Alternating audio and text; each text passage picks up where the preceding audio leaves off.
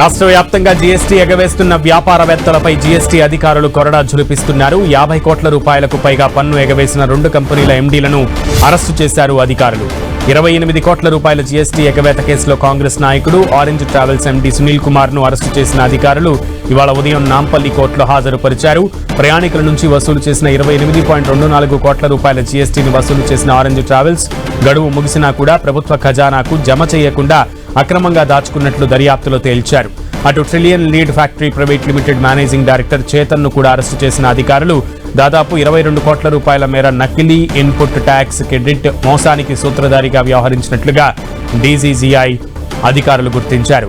ఇక ఇద్దరిపై సిజిఎస్టీ చట్టం 2017 నిబంధనల కింద కేసులు నమోదు చేసిన అధికారులు ఇవాళ ఉదయం నాంపల్లి కోర్టులో హాజరుపరిచారు. పన్ను చెల్లింపుదారులు చట్టాన్ని గౌరవిస్తూ వ్యవహరించాలని, జీఎస్టీ ఎగవేతకు పాల్పడితే ఎంతటి వారైనా కఠిన చర్యలు తప్పవని డీజీజీఐ హెచ్చరించింది.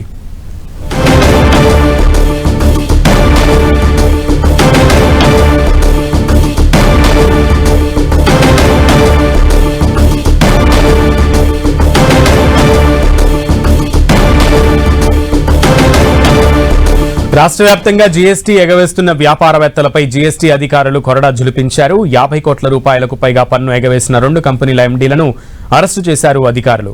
28 కోట్ల రూపాయల జీఎస్టీ ఎగవేత కేసులో కాంగ్రెస్ నాయకుడు orange travels MD Sunil Kumar ను అధికారులు ఇవాళ ఉదయం నాంపల్లి కోర్టులో అరెస్టు చేసి హాజరుపరిచారు. ప్రయాణికుల నుంచి వసూలు చేసిన 28.24 కోట్ల రూపాయల జీఎస్టీని వసూలు చేసిన ఆరెంజ్ ట్రావెల్స్ గడువు ముగిసినా కూడా ప్రభుత్వ ఖజానాకు జమ చేయకుండా అక్రమంగా దాచుకున్నట్లు దర్యాప్తులో తేల్చారు. అటు trillion lead factory private limited managing director Chetan ను కూడా అరెస్టు చేసిన అధికారులు దాదాపు 22 కోట్ల రూపాయల మేర నకిలీ ఇన్పుట్ ట్యాక్స్ క్రెడిట్ మోసానికి సూత్రధారిగా వ్యవహరించినట్లుగా డీజీజీఐ అధికారులు గుర్తించారు. ఈ ఇద్దరిపై సిజిఎస్టీ చట్టం 2017 నిబంధనల కింద కేసులు నమోదు చేసిన అధికారులు ఇవాళ ఉదయం నాంపల్లి కోర్టులో హాజరుపరిచారు. పన్ను చెల్లింపుదారులు చట్టాన్ని గౌరవిస్తూ వ్యవహరించాలని, జీఎస్టీ ఎగవేతకు పాల్పడితే ఎంతటి వారైనా కఠిన చర్యలు తప్పవని డీజీజీఐ హెచ్చరించింది.